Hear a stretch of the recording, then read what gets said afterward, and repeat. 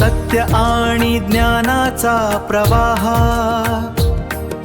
समाज आणि भक्तीचा निर्वाण,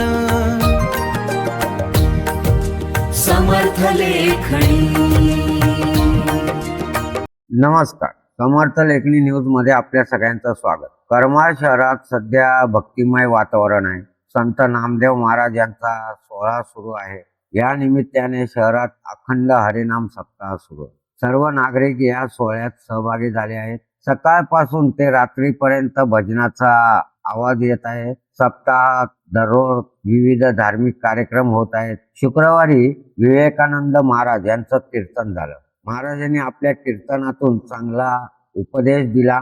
त्यांनी अतिशय सोप्या भाषेत ज्ञान दिलं आणि लोकांनी एकत्र कसे राहावे हे देखील कीर्तनाच्या माध्यमातून त्यांनी सांगितलं. सर्व लोकांनी या कीर्तनाचा लाभ घेतला. मंगळवार 11 ऑगस्ट रोजी मुख्य सोहळा होणार आहे.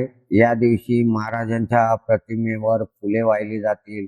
म्हणजे संत नामदेव महाराजांच्या प्रतिमेवर फुले वाहिली जातील. त्यानंतर शहरातून मोठी दिंडी निघेल. या दिंडीत महिला टाळ घेऊन सहभागी होणार आहेत. सर्व महिला एकाच रंगाच्या कपड्यात यावेळेस आपल्याला बघायला मिळणार आहे. त्याच दिवशी काल्याचं कीर्तन म्हणजे 11 ऑगस्ट रोजी काल्याचं कीर्तन आणि महाप्रसाद होईल. या सोहळ्याचे नियोजन शहरातील लोकांनी केले आहे. यशवंत गानबोटे आणि सुभाष गानबोटे हे कामात पुढे आहेत. संजय पिसे आणि अशोक गाठे मदत करत आहेत त्यांना. राजेंद्र गानबोटे आणि विनायक गानबोटे हे देखील या लोकांच्या सोबत आहेत.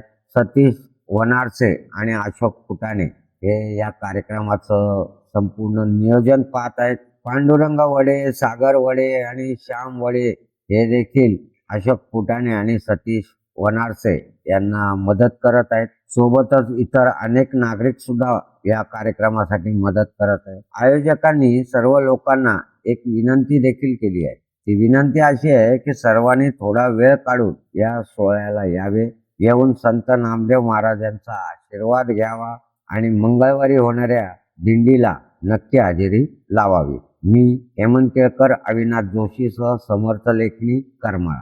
जय हरी. काय वाचते गेली बोलली येसोबाई का म्हणजे येसोबाई तर नाही यश आहे म्हणजे काय म्हणजे आता साधूला तसंच असतं. साधू ओळखत आहे जोपर्यंत जिवंत असतील ना साधू तोपर्यंत ओळखला जात नसतो समाजाच्या दृष्टिकोनात. कारण माऊली कळले नाही, तुकोबाराय कळले नाही, कुणीच कळलं नसतं. मग आता हे काय म्हणजे हाय वा यशा हाय म्हणजे आमच्या महादेवाच्या मंदिरात आता म्हणजे काय का असं चला बघायला सांगितले संतांनी भगवंतांनी. मग गेली तर काय ह्याची अवस्था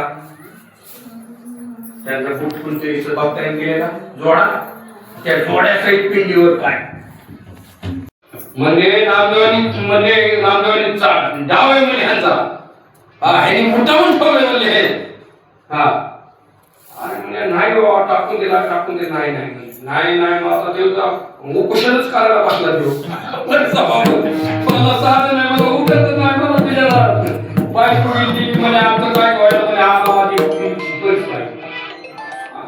काय करावं आता लई परीक्षा नाही भागायची. मग चल गेलं चंद्रभागेचे तिथं आणि मग काय आता नामदेव महाराजांनी घेतली असे चंद्रभागेतली सगळी वाळूची खडी सगळी आणि मग बघ तुझा पालचा परीक्षा आम्हाला हे वाळू म्हणजे ही काय कडे काय करायचं आणि परीक्षा घे कशी घ्यायची असती लोखंडाला लावलं की काय एक खडा लावतोय सोनं, दुसरा लावतोय सोनं. अरे म्हणजे इतका अधिकार नामदेव महाराजांचा. अरे चंद्रभागेतले खडे त्वरित झाले लोटांना घातलं महाराज म्हणजे या परिसराला काय करायचं ह्याच्या स्पर्शाने त्वरित होतोय नामदेव महाराजाच्या. सामान्य अधिकार आहे का ह्याचा तरी ही अवस्था का भोगून संपवायचे प्रारब्ध.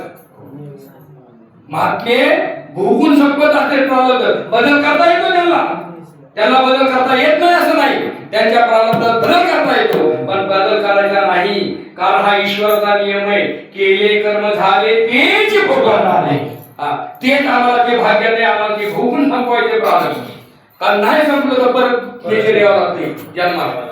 हा परत या. तुमच्या माझ्या मनातील विचार मांडते सांगते ती समर्थ लेखणी रे.